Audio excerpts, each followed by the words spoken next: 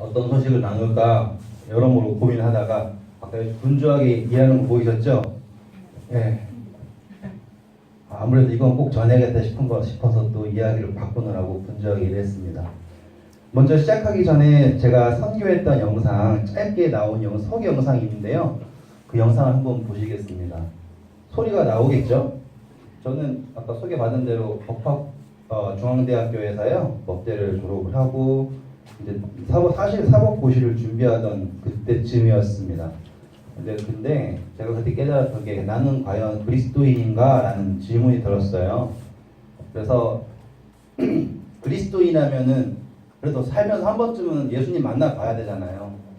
그래서 예수님 만나 보려고 이제 선교사로 간 겁니다. 근데 선교사라고 하는 게 손 연결돼 있는데요. 네, 뭐 소리 안 상관없습니다. 그게 막 쉽지가 않아요. 가면요 물갈이 심하죠. 뭐 보통 아픈 게 아닙니다.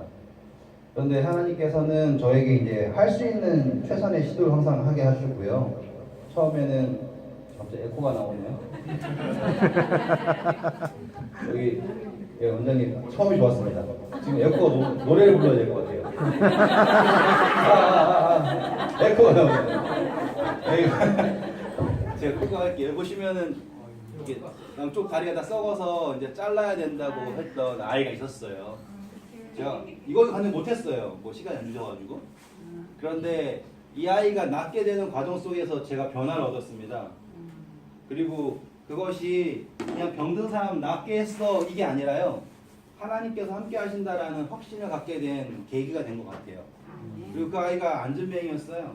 그런데 그가 보신다시피 아이가 일어나는 거 봤을 때 야, 이거 진짜 정말 하나님은 살아계신다 라는 경험을 하게 되었고 그때부터 전도를 하기 시작했습니다.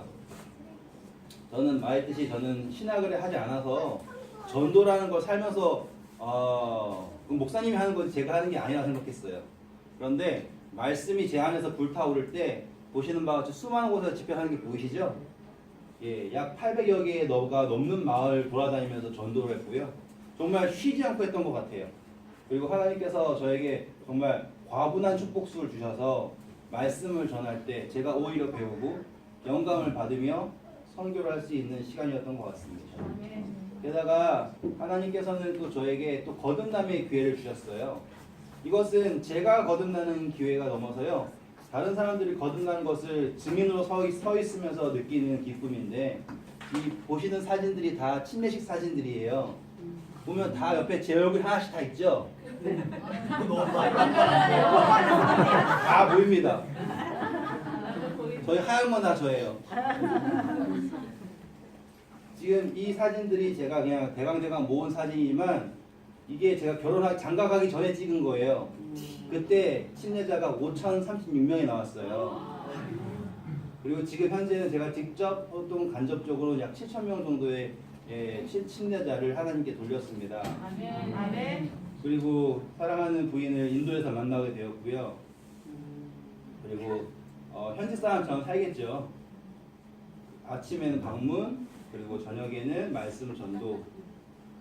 아내도 워낙 선교사여서요. 얼마나 열심히 잘했는지 몰라요. 보시면 머리가 꽃밭이죠. 인도는 이제 손님들한테 꽃을 줘요. 얼마나 열심히 꽃을 주는지요. 제가 사진은 지금 못 보여드리지만 제가 꽃을 가장 많이 받았을 때는요 250kg을 받았습니다. 250kg 어떻게 꽃 화환 하나가 80kg짜리 화환이에요. 그런 거를 줘요. 왜냐면 그 사람들 그게 사랑과 존경의 표현입니다. 그런데 그 마을 사람들이 저희의 전도회를 들으면서 말씀에서 기쁨을 어떻게 표현을 해야 되니까 그 사람들이 십시일반 해가지고 그렇게 해주는 거예요. 우리 그때 에덴 요양국 오셨을 때 꽃 좀 받으셨는데 좀 많이 못 받으셨어요. 근데 아쉽네요. 제가 아직 인도에 가야 되는데 인도에서는 지금 문제가 살짝 있어요. 정치적으로 모디 총리가 전도를 못하게 해요. 네, 그리고 여러 가지 문제가 있어서 제가 지금 아프리카에 선교하고 있는데요. 그런데 또 제 경험의 대부분이 다 인도니까 오늘은 인도 이야기를 좀 깊게 해보도록 하겠습니다. 지금 사람들이 앉아 있잖아요. 아침 해 뜨는 바다를 보면서요. 되게 좋아 보이죠? 아름답지 않습니까? 사실 저기에서 일 보고 있는 거예요. 이 사람들 다 이렇게 일 보고 있는 거예요. 이건 다 보고서는 어그적 기어가가지고 들어온 물에다가 엉덩이 닦고 일어나는 장면이고요. 송 교수님 안 계시네. 네. 앉아가 다 찍고 있는 거죠. 아, 그걸 봤어야 되는데. 네. 그리고 이거는 아시는 분 아시죠? 소똥을 개가지고 아직도 이렇게 그 요리할 때 쓰고 합니다. 그래서 소랑 사는 게 제가 머리 길 때 모습이고요. 예, 소랑 사는 게 그들의 삶이고 그 사람들은 소똥을 주워가는 거에 대해서 아무도 부끄럽게 생각하지 않아요. 제 친구가 이제 소똥을 주워가는 거예요. 왜 그러냐? 너 뭐야? 했더니만 와이프가 집 청소해야 되는데 소똥이 필요하대요. 거기서는 소똥 바르는 게 청소예요. 대단하죠. 그래서 제가 이제 갔었을 때 집 방문을 하면 제가 온다고 청소를 해도 돼요. 그게 문제예요. 그러면은 집이 온통 다 초록색이에요. 소똥. 네.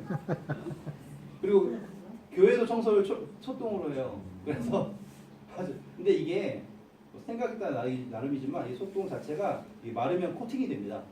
그래가지고 건조한 지역에서 먼지가 들어올라와요. 그러니까 그들 입장에서는 먼지가 들어오니까는 청소지만 제 입장에서는 세균 덩어리잖아요. 아까 보시면은 그 발이 썩어 들어갔던 애 있잖아요. 걔가 소똥집에 살아요. 그러면 감염되고 하는 거잖아요. 또 인도에는 또 재밌는 게 많습니다.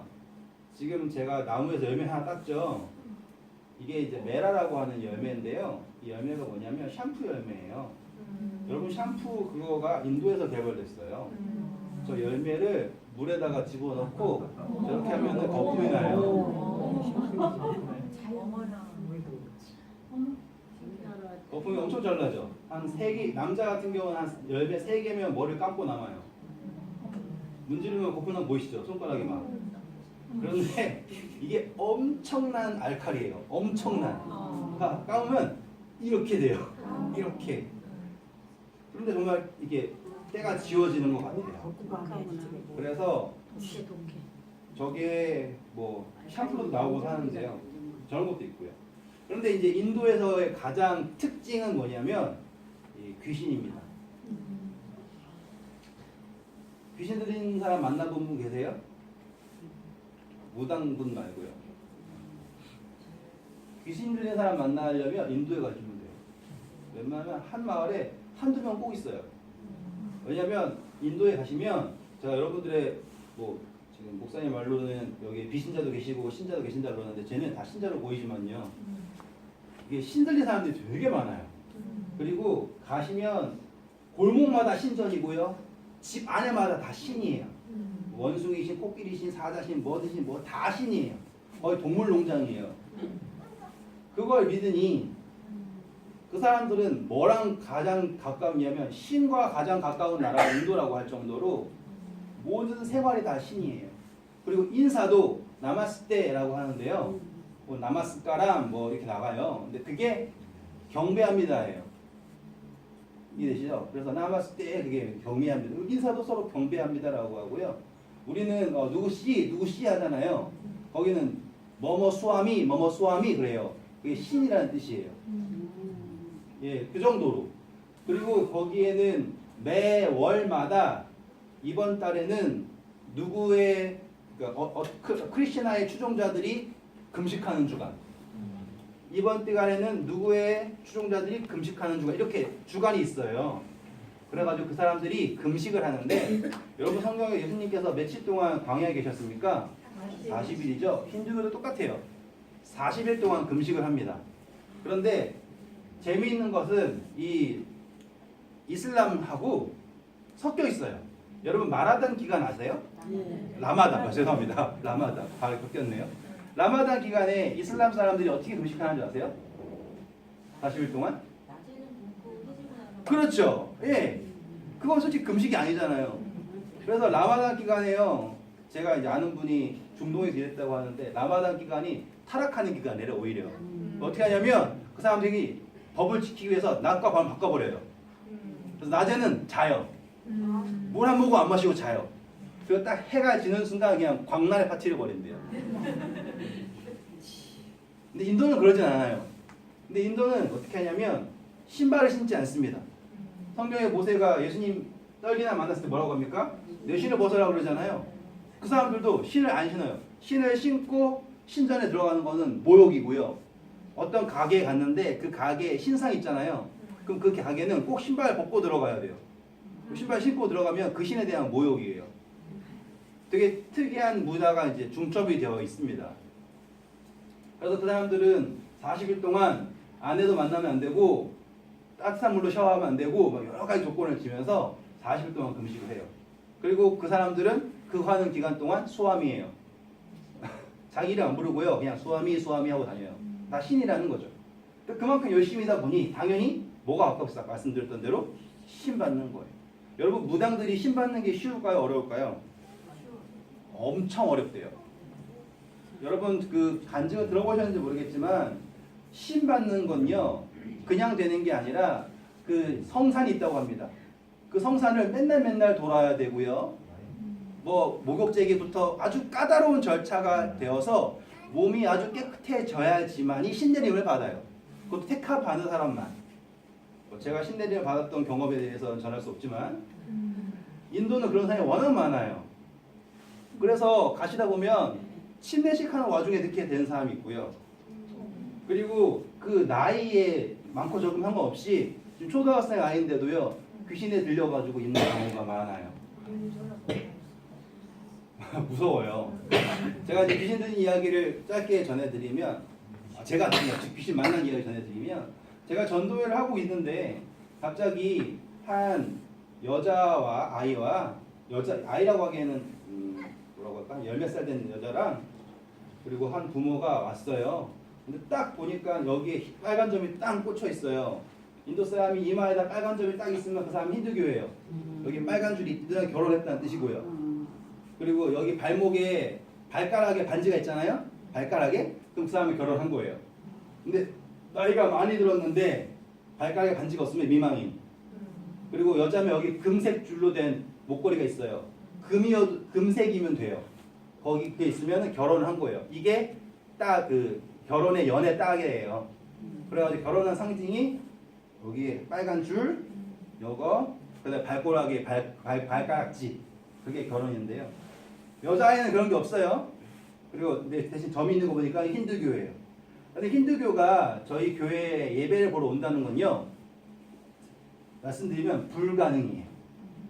왜냐면 그 사람들은 기독교인들이 힌두교 사고 오는 것도 싫어해요.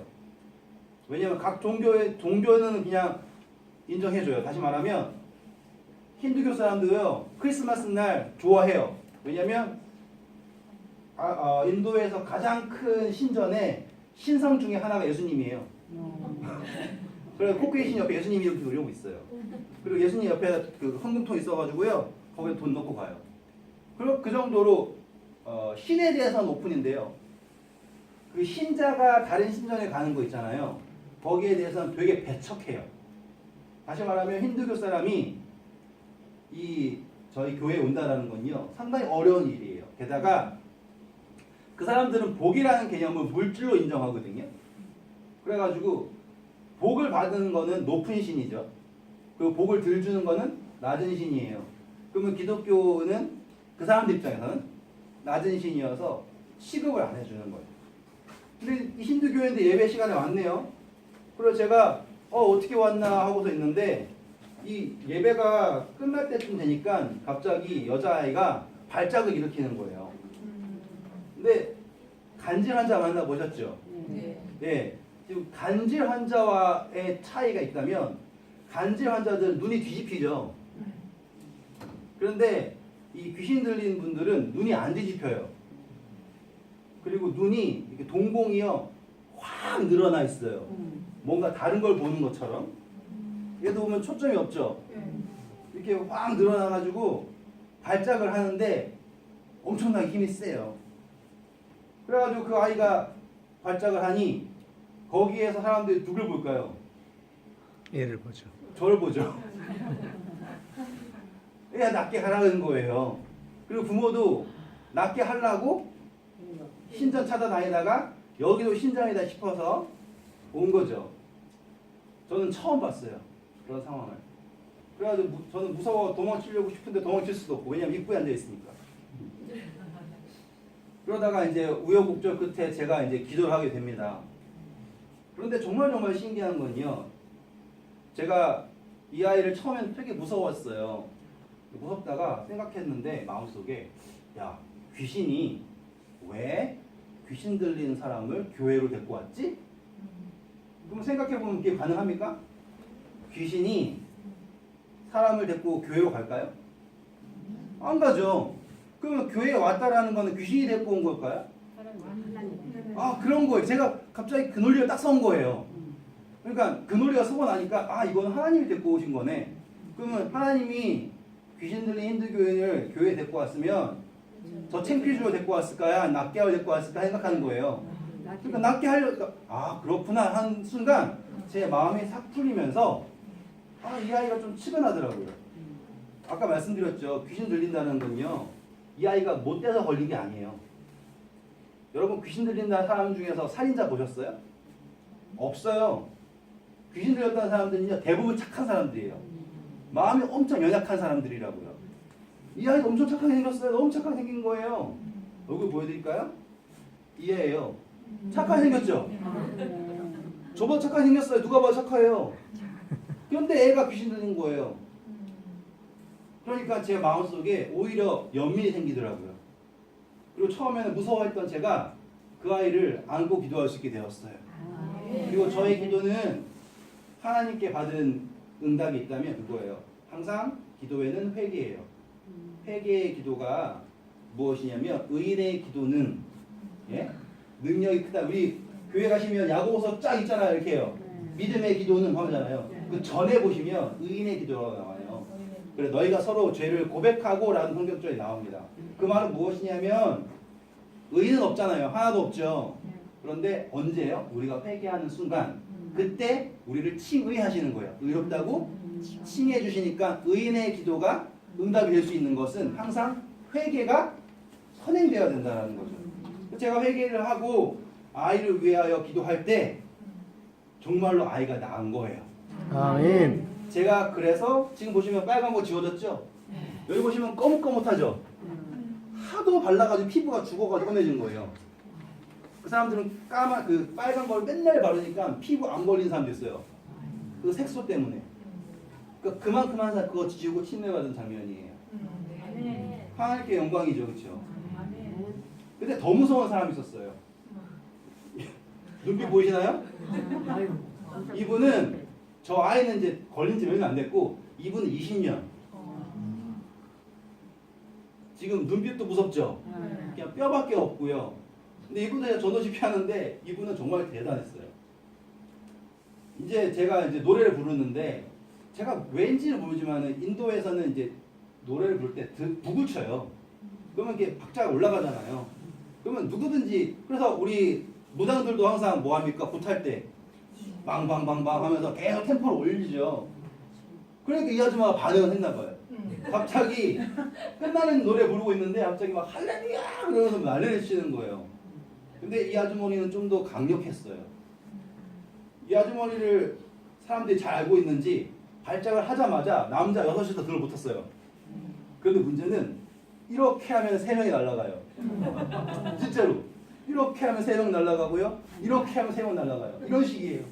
그러다 막 무슨 럭비에서 미식축구에서 막 들어붙듯이 붙어가지고 이 아줌마 누르는데 아랑곳하지 않고 일어났다 앉았다 다 해요. 그리고 또 이제 모든 시선은 누구에게 갔을까요? 저 때만 해도요, 제 나이가요, 대학 막 졸업하고 처음 가는 나이예요. 그러면은 26, 27이죠, 그쵸? 그러면은 얼마나 어려요, 얼마나 경험 없고 아무것도 아닌 얼굴 보여드리면 이래요. 네? 이래요. 저 엄청 어렸잖아요. 그런데 저보고 하래요 또. 저 때는요, 저만 목사가 저였으면 상관없는데 저 때는 전도 집회 중이었거든요. 그리고 목사님이 12명이 있었어요. 그러면 거기서 해결해야죠. 여기도 지금 목사님 계시잖아요. 누가 귀신 걸리면 누가 해결해야 돼요? 목사님. 여기 딱 잘생긴 분 계시죠?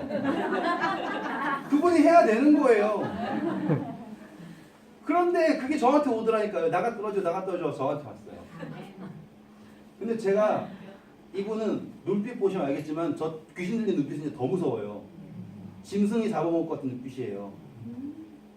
그래가지고 했는데 처음에 제가 기도를 하는데 사람 다 손 얹으래요. 인도에서는요 손 얹고 안 하는 기도는 기도가 아닌 것처럼 와보시면 다 손 얹으라 그래요. 머리에. 문화가 그래요. 그래가지고 손 얹으라는 손 어떻게 얹었을까요? 쭉 얹었어요. 왜냐면 이사오자가 나 목 물어뜯을 것 같으니까 그러고서는 이제 기도를 시작하는데 그래서 감사한 건 그거예요. 예방접종 받는 것처럼 제가 그전 아이 경험했잖아요. 예수님이 하나님 이곳에 온 건 누가 이끌어서 온 거다? 하나님 이끌어서 왔다. 그러면 뭐 하려고 온 거예요? 낫게 하시려고. 그리고서는 이제 기도를 했죠. 처음에 엄청 무서웠는데 기도하고 깨달음이 오니 정말 신기하게 다시 또 앉게 되더라고요. 그리고서는 그 분을 안고서 처음에는 이렇게 하다가 이렇게 가까이 가서 기도를 했죠. 근데 기도를 하는데 이분이 싹 가라앉겨요. 그리고 20년 동안 헤매시던 분이 구원을 받으셨어요. 그리고 그분과 함께 이분의 가족, 이렇게 가족이에요. 그리고 온 일가 친척이 다 침례받았어요. 아멘. 이 이야기가 여러분들께는 어떻게 들릴지 모르지만요. 정말 진짜로 하나님의 뜻을 깨달을 때 일어나는 이야기예요. 그 현상만 봤을 때는요. 아이고 우리 오늘 집회 다 망했네. 저 이상한 사람이 와가지고 다 망쳤네. 이렇게 볼 수 있지만 하나님께서는 언제나 저희의 목소리보다 더 큰 목소리로 저희의 발걸음보다 더 큰 발걸음으로 인도하신다는 걸 볼 수 있습니다. 여러분 성경에 유명한 이야기들이 여러 가지가 있어요. 사진 나중에 드릴게요. 찍으세요 지금. 유명한 이야기들이 있어요. 근데 그 중에 뭐 제가 시간이 어떻게 될지 모르지만 많은 이야기 중에 사복음이 있죠, 여러분. 이 생각해보시면 예수님 이야기 책 한 권이면 충분한데 왜 사복음에 다 적어놔 생각해보셨어요? 한 권에 하면 되잖아요. 여러 가지 이유가 있습니다. 이게 공관 복음부터 해가지고 뭐 이렇게 있는데 재미있는 거는 이 이야기가 하나의 예수님을 이런 방면에서 이런 방면에서 이런 방면에서 네 개의 방향에서 설명해 주고 계시는 거죠. 그렇다는 거. 여러분 우리가 점을 하나 찍으면 거기가 어딘지 모르지만 선을 두 개 이으면 어떻게 돼요? 가운데 좀 정확하게 나오죠.